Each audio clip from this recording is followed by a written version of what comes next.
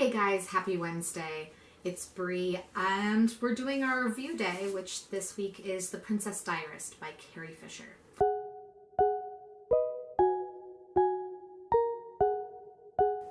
This is a nonfiction memoir of a sorts by Carrie Fisher, of course, of Star Wars fame. And this revolves largely around the relationship that she had with Harrison Ford while she was filming Star Wars. I picked this up at the end of the year, just a couple weeks before she passed, and of course bumped it up on my to-read list after she did. And was really interested in finding out a little bit more about her. I was never somebody who had followed up a lot on what Carrie Fisher had written. In fact, I really only kind of tangentially knew that she was a diarist and a memoirist and had written books. She, for me, of course, was always Princess Leia. And so in that role was kind of the way that I've always seen her. And this caught my eye, of course, because of gossipy Harrison Ford things, but also because the older I get and the more I find out about her, the more I really started to like her as a person. So I went ahead and I picked this up. This is kind of half memoir, half of her actual diaries and writings from when she was actually filming. So part of it is her reflecting as kind of a 60-year-old woman on what it was like to be basically 20 years old in London filming, and the ways that she had set herself up kind of to be the person that she was at the time. Not necessarily always in the most healthy way, but the ways that she saw herself and the ways that she thought other people saw her. A lot of her self-confidence stuff, a lot of her trying to kind of become an adult independent of her mother and figure out and prove herself independent of her mother. Her mother is Debbie Reynolds, who was, of course, a really famous actress. You might know Debbie Reynolds if you don't know her from her older stuff when she was young as Aggie Cromwell from Halloween Town. So I have a mixed bag of feelings. Mostly, I'm not so sure how I actually feel about the more memoir-y aspects. I can see how likable she is. I can see how forthright she is. But it wasn't really the part that for me was the highlight in a lot of ways. One, the memoir aspect is really abbreviated, but also just isn't necessarily the focus of the book and isn't necessarily where she's really at her strongest.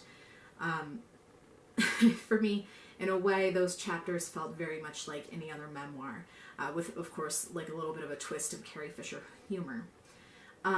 For me, the really standout part was when you get to read about her in her own writing from when she's, a 19-year-old meeting Harrison Ford and kind of falling for him, and when she's in that mindset. And I don't want to make it sound like I think it's very romantic, because it's not.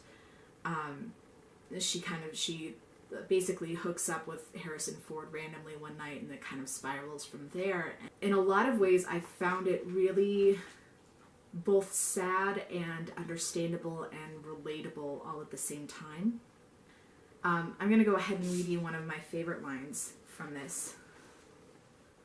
And she goes, "I wish you would love me more so that I could love you less," which is something that she had written in her diary at the time. And I think that's the idea of what's going on in this whole relationship that she gets at, that I think she actually is really good at portraying, which is that there was a fascination and a kind of love affair, but in its own way it was really, really one-sided. And she was clearly much more emotionally invested than he was. And I think that for anybody in their mid-20s, I think that that's a really relatable thing, and I think especially for a young woman, it's really, really relatable. And moreover, it's just very human. There's something that just makes her feel much more human when you realize this about her.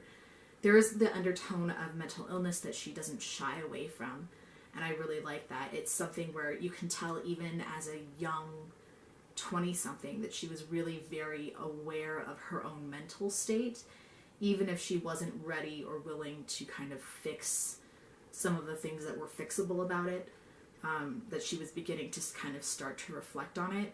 She was participating in destructive behaviors, but you can tell that she kind of knew what was up.